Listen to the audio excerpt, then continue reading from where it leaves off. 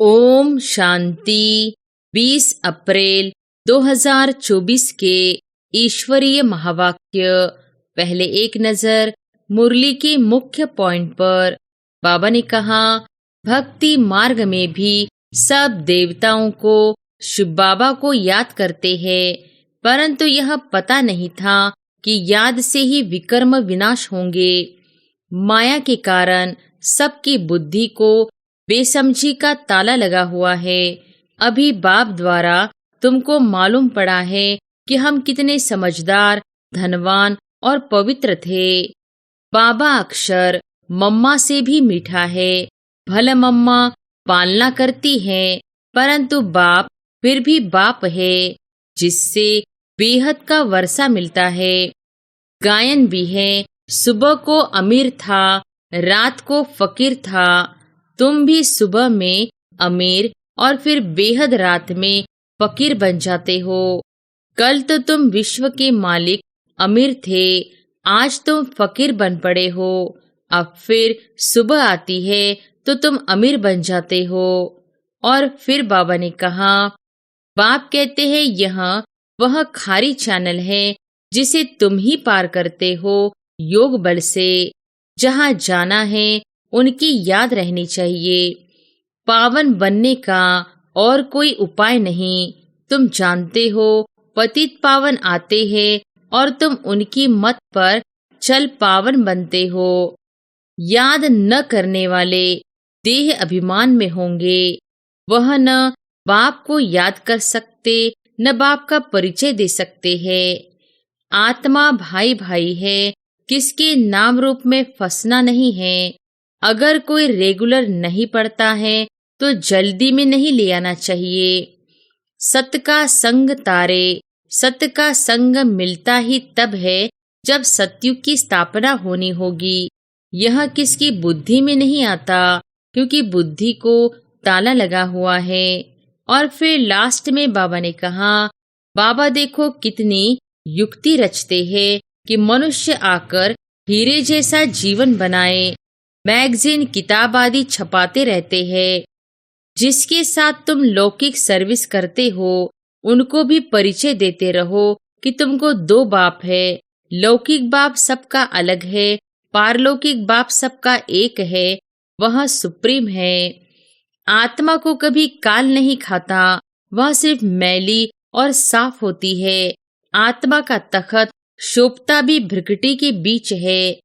यह तो निश्चय है कि बेहद का बाप टीचर गुरु भी है, फिर दूसरे कोई को याद करने की जरूरत नहीं है।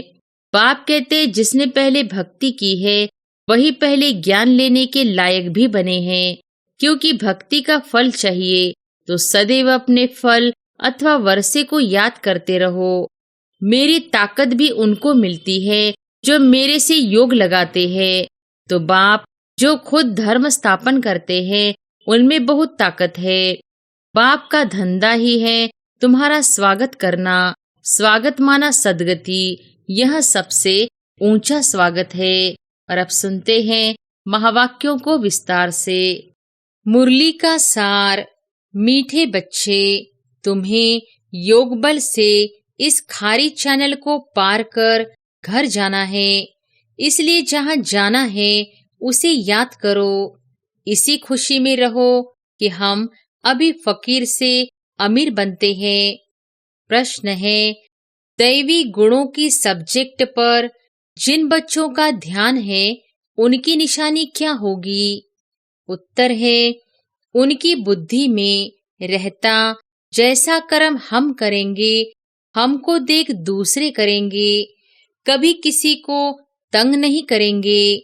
उनके मुख से कभी उल्टा सुल्टा शब्द नहीं निकलेगा। मनसा वाचा कर्मना किसी को दुख नहीं देंगे। बाप समान सुख देने का लक्ष्य है तब कहेंगे दैवी गुणों की सब्जेक्ट पर ध्यान है। ओम शांति। मीठे मीठे रूहानी बच्चों प्रति रूहानी बाप समझा रहे हैं। याद की यात्रा भी सिखला रहे हैं। याद की यात्रा का अर्थ भी बच्चे समझते होंगे। भक्ति मार्ग में भी सब देवताओं को, शिव बाबा को याद करते हैं, परंतु यह पता नहीं था कि याद से ही विकर्म विनाश होंगे। बच्चे जानते हैं बाप पतित पावन है, वही पावन बनाने की युक्ति बताते हैं। आत्मा को ही पावन बनना है, आत्मा ही पतित बनती है। बच्चे जानते हैं भारत में ही बाप आकर याद की यात्रा सिखलाते हैं और कहाँ भी सिखला न सके। जिस्मानी यात्राएं तो बच्चों ने बहुत की है, यह यात्रा सिर्फ एक बाप ही सिखला सकते हैं। अब तुम बच्चों को बाप ने समझाया है, माया के कारण सबकी बुद्धि को बेसमझी का ताला लगा हुआ है। अभी बाप द्वारा तुमको मालूम पड़ा है कि हम कितने समझदार, धनवान और पवित्र थे। हम सारे विश्व के मालिक थे, अब हम फिर बन रहे हैं। बाप कितनी बड़ी बेहद की बादशाही देते हैं। लौकिक बाप करके लाख करोड़ देंगे। यहाँ तो मीठा बेहद का बाप बेहद की बादशाही देने आए हैं। इसलिए तुम यहाँ पढ़ने आए हो। किसके पास? बेहद बाबा के पास। बाबा अक्षर मम्मा से भी मीठा है। भले मम्मा पालना करती है, परंतु बाप फिर भी बाप है, जिससे बेहद का वर्षा मिलता है। तुम सदा सुखी और सदा सुहागिन बन रहे हो। बाबा हमको फिर से क्या बनाते हैं? यह कोई नई बात नहीं है। गायन भी है, सुबह को अमीर था, रात को फकीर था। तुम भी सुबह में अमीर और फिर बेहद रात में फकीर बन जाते हो। बाबा रोज रोज स्मृति दिलाते हैं, बच्चे कल तो तुम विश्व के मालिक अमीर थे, आज तुम फकीर बन पड़े हो। अब फिर सुबह आती है तो तुम अमीर बन जाते हो। कितनी सहज बात है। तुम बच्चों को बहुत खुशी होनी चाहिए अमीर बनने की।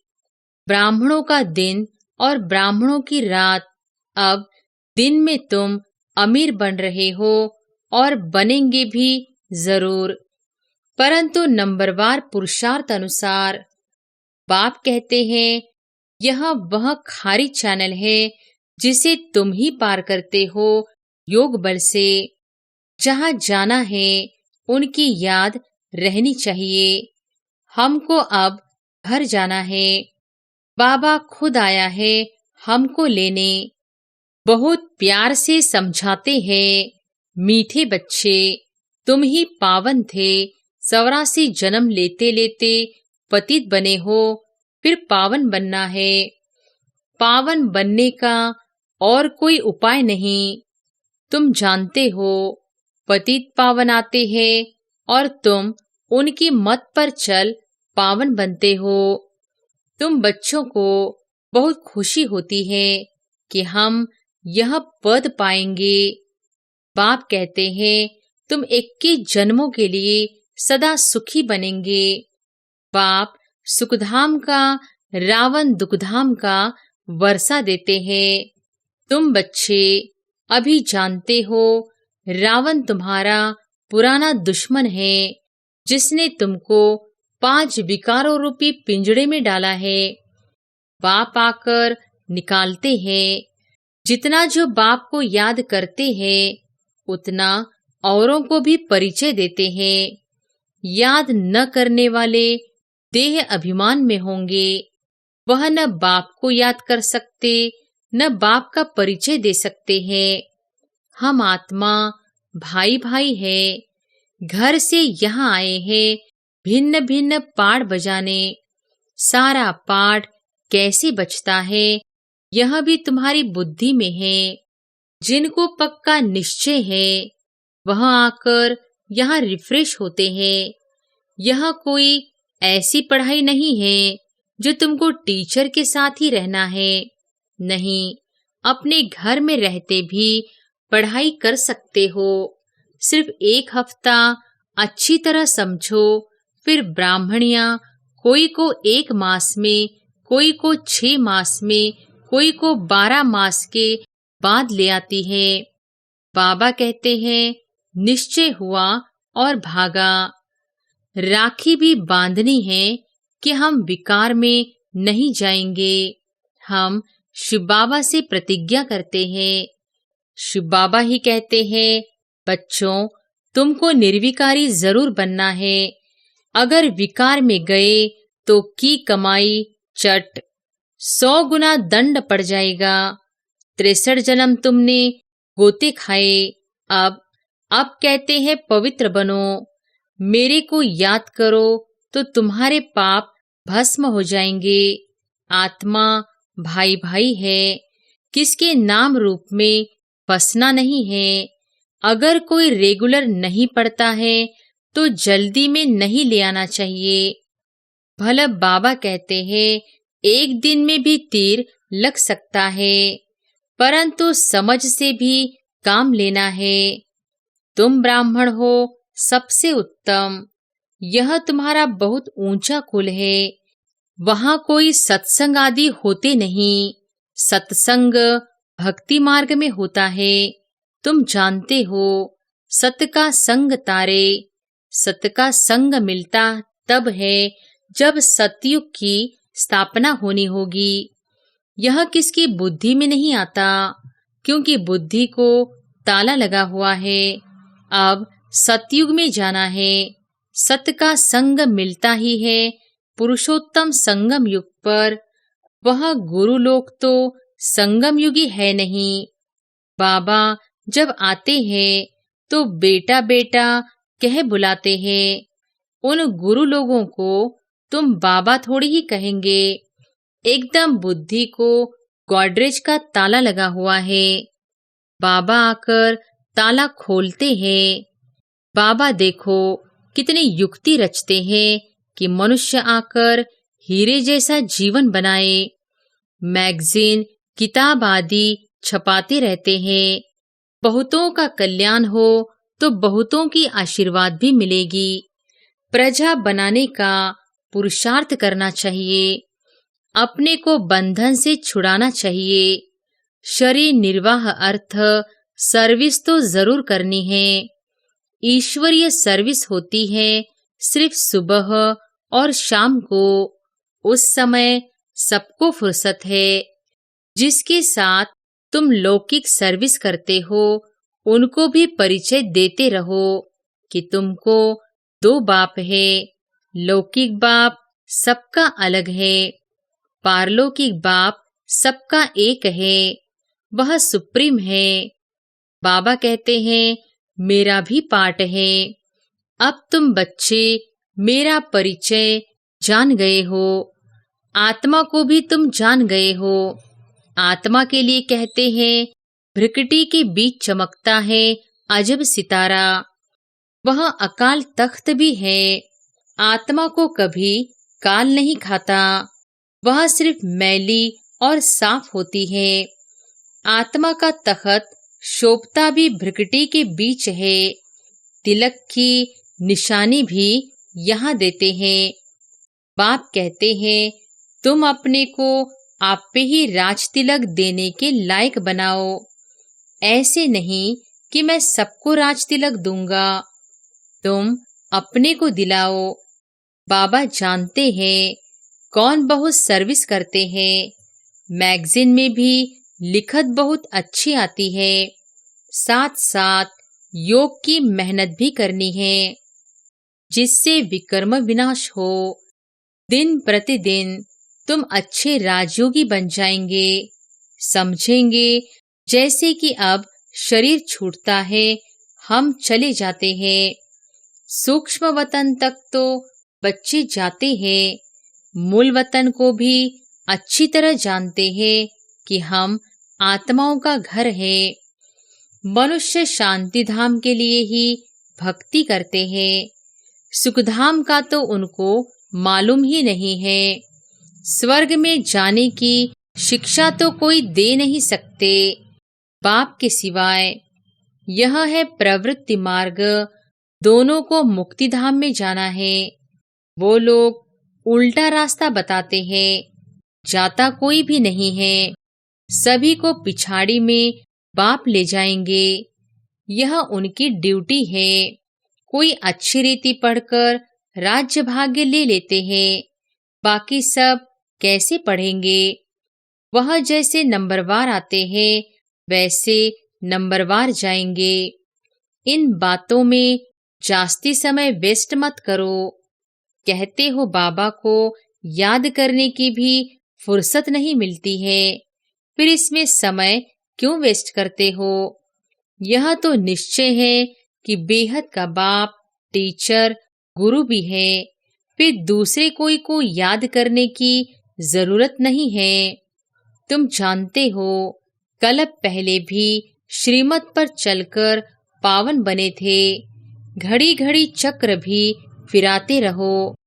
तुम्हारा नाम है स्वदर्शन चक्रधारी, नार रहेट का मिसाल।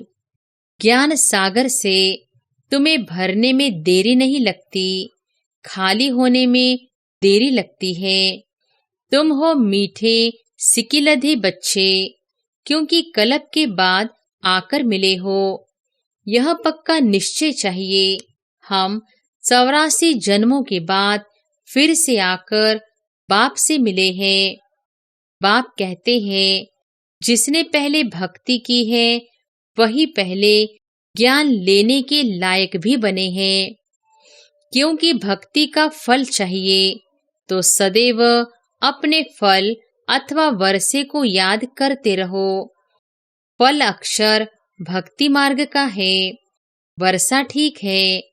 बेहद बाप को याद करने से वर्षा मिलता है और कोई उपाय नहीं। भारत का प्राचीन योग मशहूर है, वह समझते हैं हम भारत का प्राचीन योग सीखते हैं।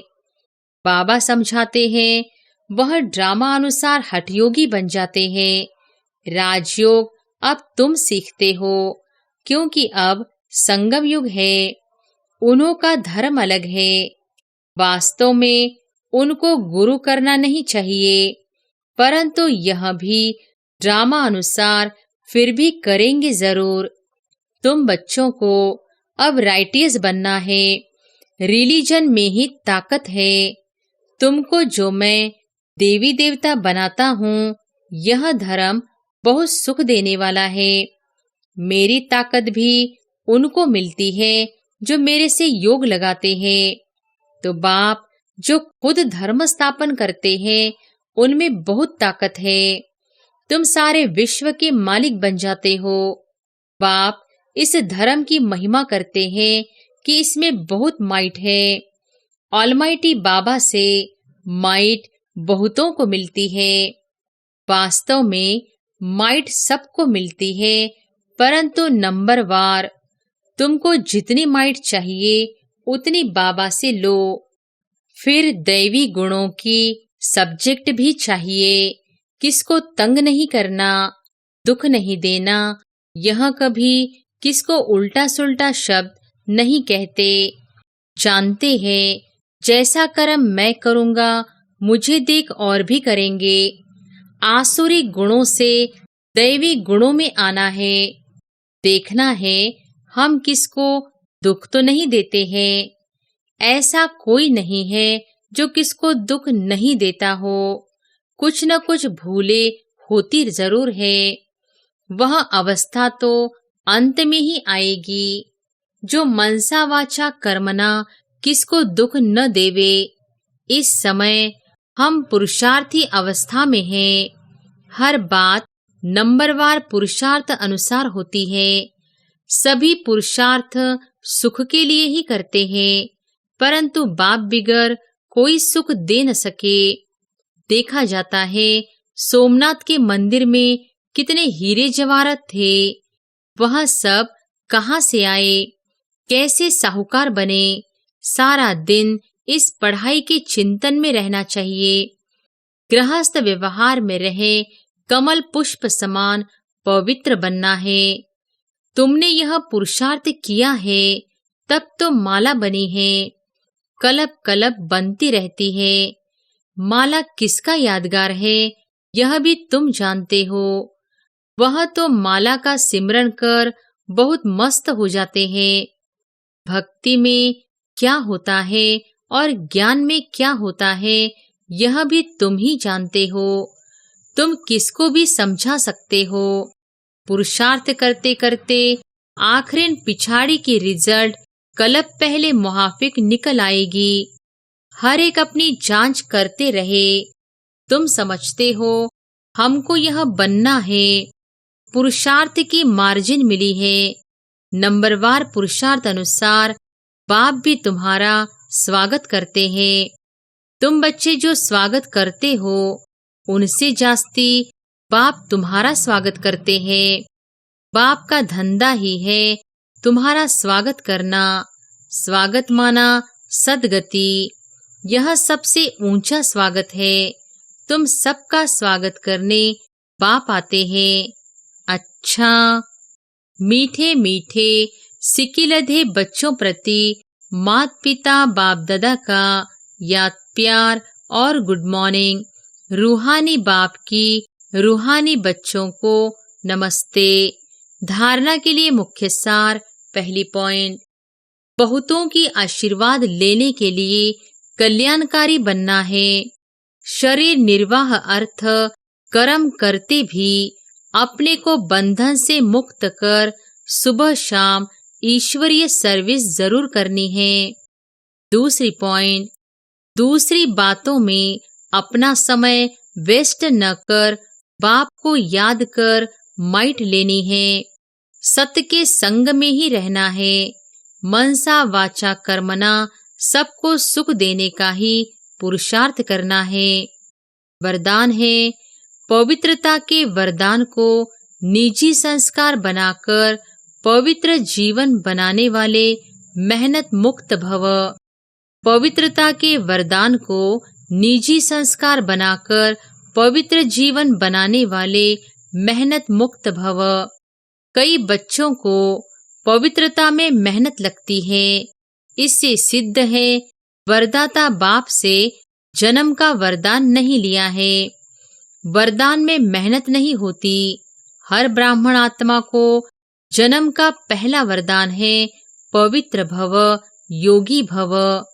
जैसे जन्म के संस्कार बहुत पक्के होते हैं, तो पवित्रता ब्राह्मण जन्म का आदि संस्कार निजी संस्कार है।